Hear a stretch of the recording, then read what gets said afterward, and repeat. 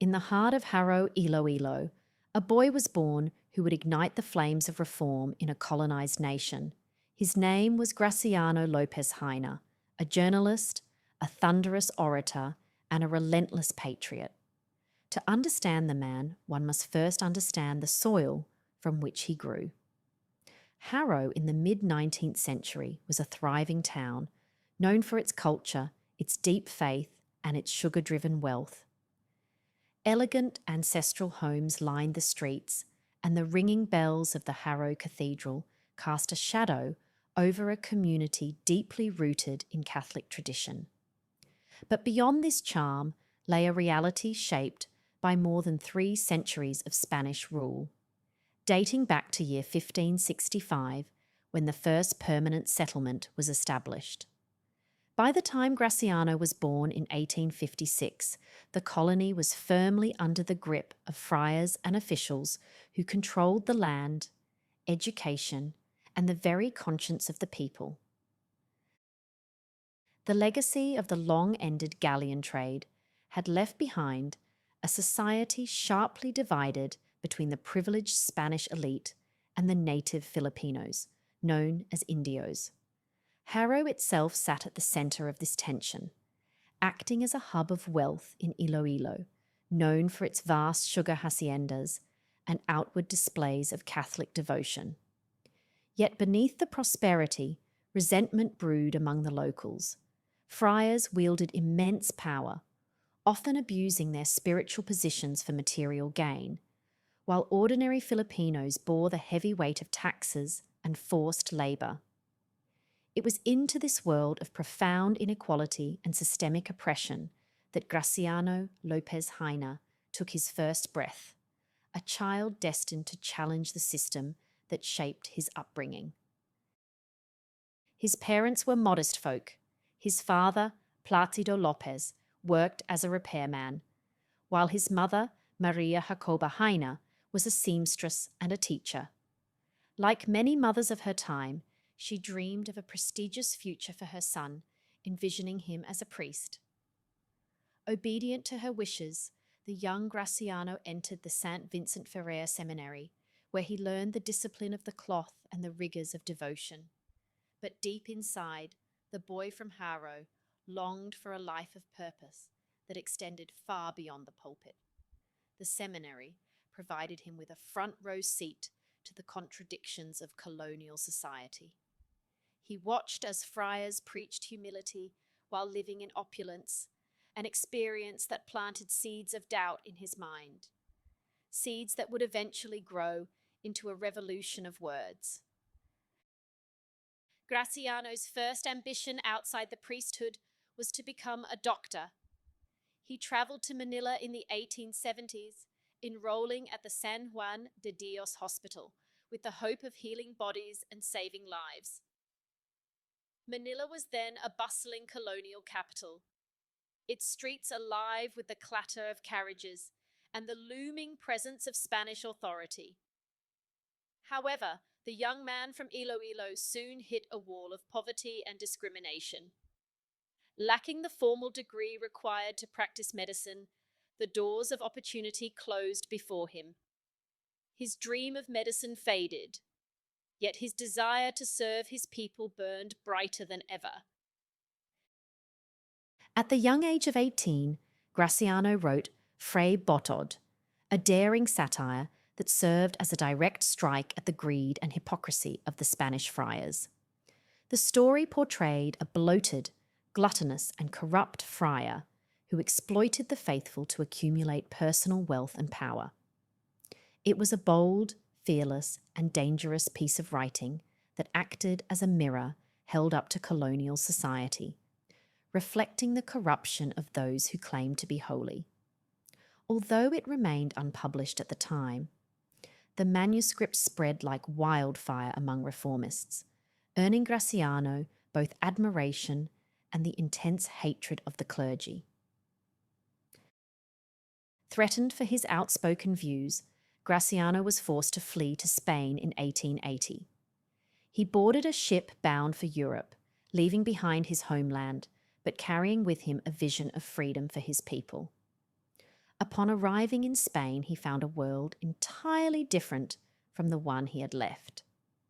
One of liberal ideas and intellectual debates where voices could openly challenge authority. Though he briefly enrolled in medicine at the University of Valencia, he soon realized his true calling was not in healing bodies, but in healing a nation through words. It was during this period of study that José Rizal criticized López-Jaena for failing to complete his medical degree, believing that the title of doctor would bring more prestige to the movement and command greater respect from the Spaniards. López-Jaena offered a sharp and poetic rebuttal.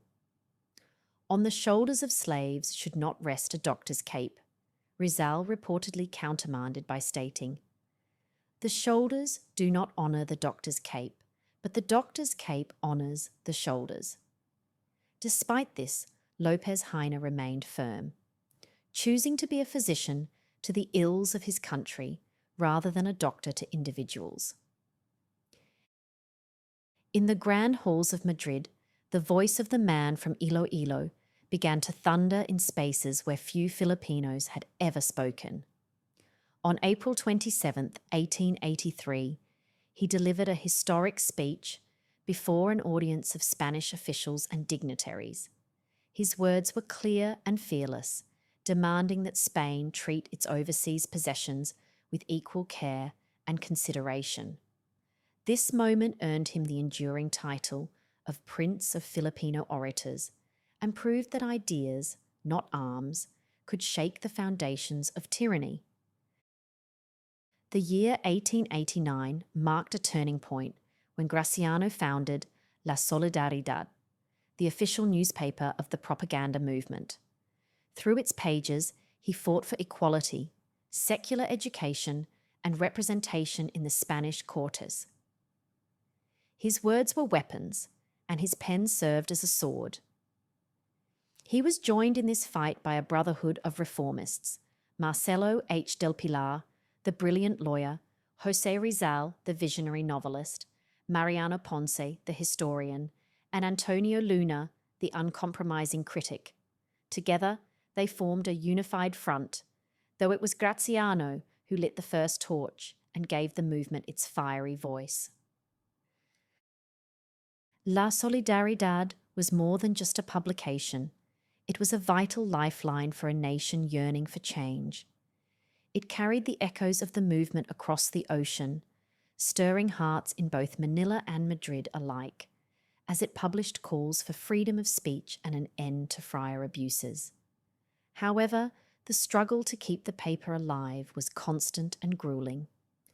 Funds were always scarce, and Spanish authorities remained vigilant, ready to silence dissenters.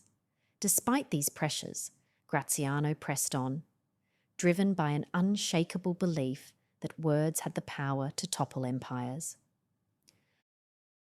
Among his closest allies was the celebrated painter Juan Luna, whose works became symbols of Filipino resilience. Both men were visionaries, Luna with his brush and Graciano with his pen. They shared long conversations in the cafes of Madrid about art, politics, and the future of their homeland. When Luna's masterpiece, the Spoliarium, won the gold medal at the Madrid Exposition in 1884, Graciano delivered a famous toast at the Restaurant Inglés. He declared, "This masterpiece is not merely art, it is a cry for freedom, a mirror of our own bondage under tyranny." That night, art became a weapon, and words became a clarion call for justice. However, the life of a revolutionary in exile was far from glamorous, and Graciano was not without his flaws. Critics accused him of carelessness and living recklessly, but the reality was a life of extreme hardship. He resided in cramped boarding houses, often skipping meals and borrowing money just to keep La Solidaridad alive. Letters from friends reveal his desperation and pleas for help to settle debts he could never hope to pay. His health began to fail, weakened by the constant cycle of hunger and exhaustion. By 1895, tuberculosis, the most feared disease of the era, had consumed Graciano's remaining strength. At the time, the disease was incurable and isolating, and for a man as poor as Graciano, there was no hope for the rest he needed. He spent his final days in a small room in Barcelona, cared for by a few loyal friends. On January 20th, 1896, Graciano Lopez Jaena breathed his last at the age of 40. The next day, he was laid to rest in La Fossa de Pedrera, a mass grave for the poor in Montjuic Cemetery. No marker or ceremony identified his remains. He was recorded simply as a 40-year-old single man. Today, Graciano Lopez Jaena is honoured as a national hero whose life teaches us the power of words and the courage to speak truth. He proved that the pen is mightier than the sword, a principle he lived by with every speech and every page. From the cobblestone streets of Jaro to the grand halls of Madrid, his journey was one of sacrifice and vision. He remains a permanent reminder that change begins with ideas, and that even in the darkest of times, a single voice can light the way. Think of Graciano's choice to set aside his medical degree as a captain, abandoning his lifeboat to fix the ship. While Rizal believed that the lifeboat of a professional title would earn them respect for the movement they represent, Graciano realised that a lifeboat could only save one person. He decided instead to stay on the deck of the propaganda movement, using his voice like a signal fire to help the entire nation navigate toward the shore of freedom, even if it meant he would eventually go down with the ship, unable to reach the dry land. How about you? What do you think about Graciano Lopez Jaena's life?